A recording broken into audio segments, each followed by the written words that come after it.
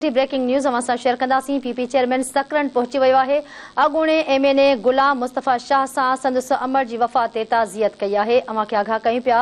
अॻूणे परॾेही वज़ीर बिलावल भुट्टो ज़रदारी सां आसिफ़ा भुट्टो ज़रदारी, मुराद अली शाह ऐं अली हसन ज़रदारी गॾु आहिनि।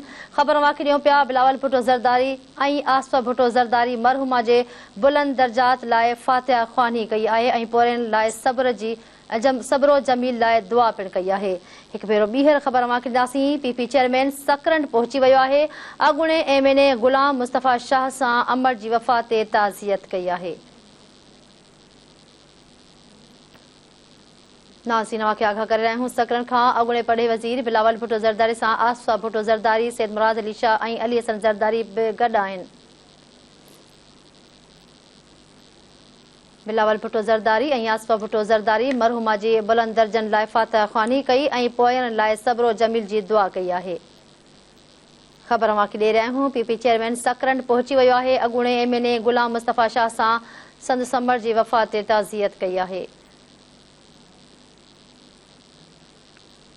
सकरन खां ख़बर अवां खे ॾियूं पिया। अॻूणे परॾेही वज़ीर बिलावल भुट्टो ज़रदारी सां गॾु आसिफ़ा भुट्टो ज़रदारी, मुराद अली शाह, अली हसन ज़रदारी बि मौजूदु हुआ। बिलावल भुट्टो ज़रदारी आसिफ़ा भुट्टो ज़रदारी मरहुमा जे बुलंद दर्जनि लाइ फातिहा ख़्वानी कई ऐं पोयरनि लाइ सबरो जमील जी दुआ कई आहे।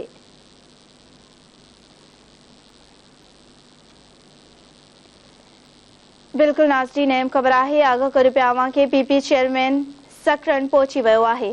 अॻूणे एमएनए गुलाम मुस्तफ़ा शाह सां अमर जी वफ़ात ते ताज़ियत कई। पीपी चेयरमैन अॻूणो परॾेही वज़ीर बिलावल भुट्टो ज़रदारी सां आसिफ़ा भुट्टो ज़रदारी, मुराद अली शाह ऐं अली हसन ज़रदारी गॾु आहिनि।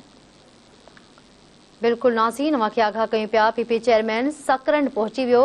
अॻूणे एमएनए गुलाम मुस्तफ़ा शाह सां अमर जी वफ़ात ते ताज़ियत कई आहे। ख़बर अवां खे ॾियूं पिया। अॻूणो परॾेही वज़ीर बिलावल भुट्टो ज़रदारी सां आसिफ़ा भुट्टो ज़रदारी, सैयद मुराद अली शाह ऐं अली हसन ज़रदारी बि मौजूदु आहिनि। बिलावल भुट्टो ज़रदारी ऐं आसिफ़ा भुट्टो ज़रदारी मरहुमा जे बुलंद दर्जनि लाइ फातिहा ख़्वानी कई ऐं पोयनि लाइ सबरो जमील जी दुआ कई आहे।